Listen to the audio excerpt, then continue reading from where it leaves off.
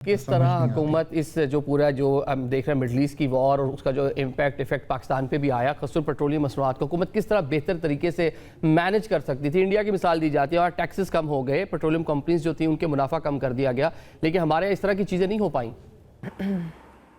So let's try and understand। एक तो ये है कि जो इस वक्त टैक्सेस हैं 27 रुपए अगर पीडीएल है डीजल पर, इसके अलावा 36 रुपए आप इंपोर्ट ड्यूटी और अगर कार्बन लेवी को मिलाएं तो ये this is the total taxation on diesel.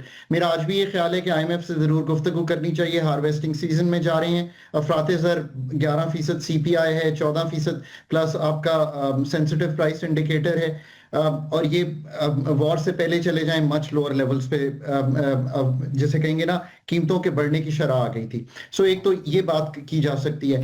Second बात ये है कि देखें जो मुल्क इंपोर्ट करते हैं ईंधन, पाकिस्तान आज भी तकरीबन अप्रैल के मंथ में मेरा ख्याल है $2.5 अरब का जो ईंधन है वो इंपोर्ट हुआ होगा। That is the level. ये इससे पहले अगर 1.2 बिलियन था तो तकरीबन क्योंकि प्राइसेस में इतनी बढ़ोतरी आई है तो ये कहीं $2.5 अरब इंपोर्ट हुआ होगा। So what is the strategy that you have? I think very very severe demand curtailment, energy efficiency, very very severe. मतलब हमने ये जरूर देखा कि 14 मार्च को पहली दफा एक ऑस्टेरिटी मेजर्स आए। मार्च के महीने में 19% ओएमसीज की सेल ज्यादा आ गई। सो जस्ट थिंक कि हमें कितनी डेप्थ में ये मेजर से, मतलब मैं एक आसान सी बात कहता हूँ, 800-900 मेगावाट बिजली बचती है अगर हम मगरिब पे दुकानें, कमर्शियल एरियाज, रेस्टोरेंट्स बंद कर दें। 73 के बाद सबसे बड़ा ऑयल शॉक है। हमें लोगों को कम्युनिकेट करना चाहिए कि 8 और 10 बजे तक ना खोलें इस चीज को। वाई?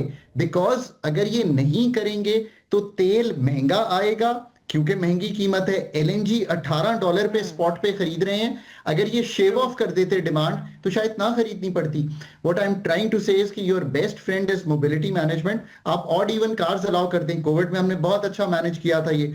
आप जो इस वक्त की डिमांड है मुल्क की, उसको शेव ऑफ करने के लिए लोगों को तलकीन करें। मैं हमेशा कहता हूं कि गाइड करती हैं लीडरशिप्स कि हाउ डू यू कर्टेल 10%। मैं लोगों को कहता हूं 10% अपनी पेट्रोलियम, 10% अपनी एनर्जी की नीड्स, बिजली की और गैस की। मसलन एक छोटी सी मिसाल दूं आपको, बड़ी आसान सी बात। आप 12 से 2 गैस आती है, बहुत अच्छा किया हुकूमत ने। आप रात का खाना भी दोपहर को बना लें, आपकी गैस की कंजम्पशन टूट जाएगी मुल्क में। और वो आप फर्टिलाइजर को दे सकते हैं ताकि ये चीज जो हार्वेस्टिंग सीजन है वो आपका चले।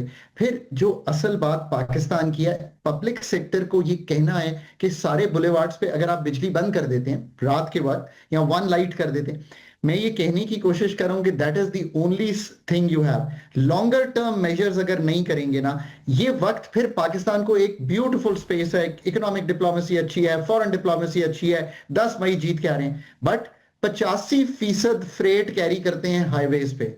ये मोस्ट इनएफिशिएंट वे है of carrying freight and transport. क्यों? क्योंकि वो रेलवे पे कैरी होना चाहिए। अगर रेलवे पे कैरी हो रहा हो तो आप कभी भी इतना स्पेंड ना करें। आप पाइपलाइंस की बजाय रोड्स पे कैरी करते हैं अपनी क्रूड ऑयल को, अपनी फिनिश प्रोडक्ट्स को।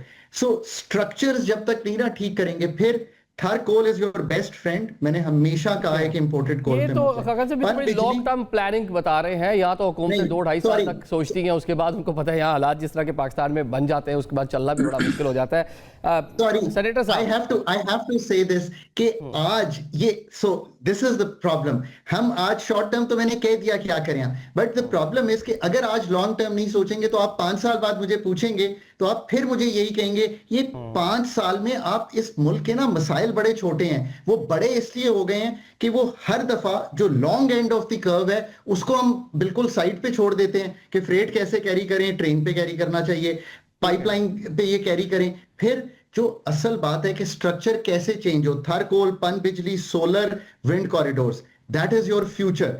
अब इसको करने के लिए आपको निकलना पड़ेगा किस चीज से। आप खकान भाई, आप जैसे एक्सपर्ट ये बातें करते हैं, हुकूमत आपकी सारी की सारी बातें सुनती भी है। डिफरेंट टाइम पीरियड में जो हुक्मरान बैठे होते हैं वो भी यही सारी की सारी बातें कौम को बता रहे होते हैं कि हम ये पॉलिसीज बना रहे हैं, लेकिन वो पॉलिसीज हमें कहीं नजर नहीं आती। आप तो करेंसी रिजर्व की बात कर रहे हैं, पेट्रोलियम रिजर्व नहीं है हमारे पास, पाकिस्तान के पास। वो हम जो रिफाइनरीज जो बीच में या जो पेट्रोलियम डीलर्स जो हैं वो उसके ऊपर किस तरह से प्ले कर गए हैं, तो वो करना था, उनके पास रिजर्व मौजूद थे, उन्होंने जिस तरह चाहा वैसे उन्होंने प्ले किया। सेनेटर साहब, इस पूरी सूरत हाल से भी आपकी तारीफ भी की आपकी हुकूमत के, कोविड में बड़ा अच्छा प्ले किया पाकिस्तान तहरीक इंसाफ की गवर्नमेंट ने, बड़े मैनेज किया, दुनिया उसकी मोतरफ नजर आई।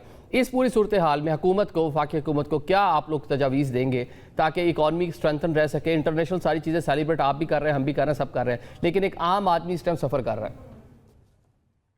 हुकूमत के लिए बेस्ट मशवरा ये है कि हमें जलसे और जुलूस करने दें।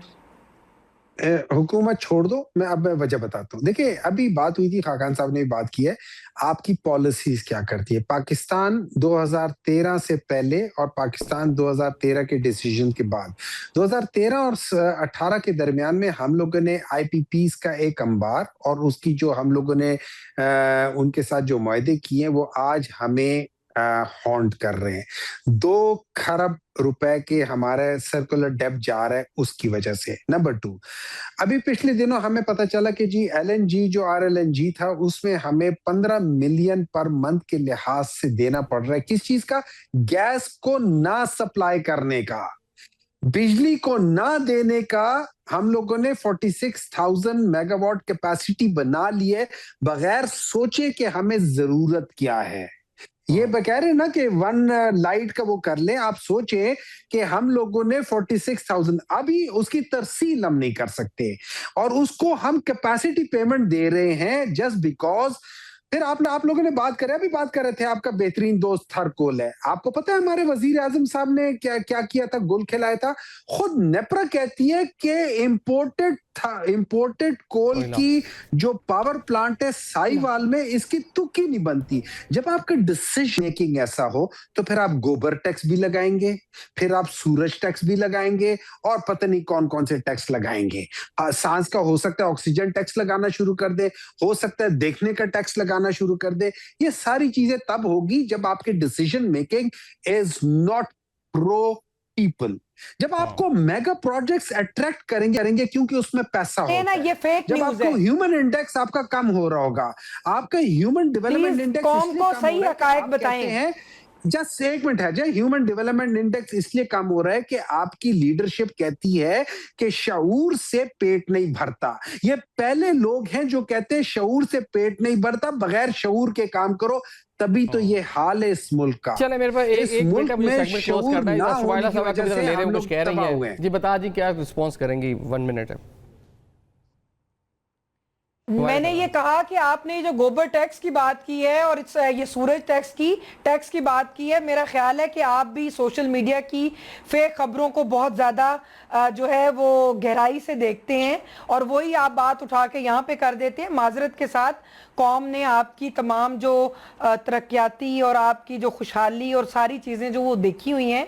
मैं यहाँ पे ये समझती हूँ कि हमें आपको अगर तनकीद करनी है तो तनकीद बराए इस्लाह होनी चाहिए, लेकिन आपका तो जाती बुग़्ज़ जो है वो निकल रहा होता है कि बस किसी तरह आप हुकूमत छोड़ दें और किसी तरह हमें लाके कुर्सी के ऊपर विराजमान जो है वो कर दें, कुर्सी के ऊपर हमें बिठा दें। आपको इस कौम ने अगर गलती की है, खैबर पख्तूनख्वा में लाकर आपको अवाम ने अगर गलती की है तो उनके हकूक का आप दिफा करें, उनकी लॉ एंड ऑर्डर की सिचुएशन को दुरुस्त करें, उनको प्लीज बचाएं दहशतगर्दी से।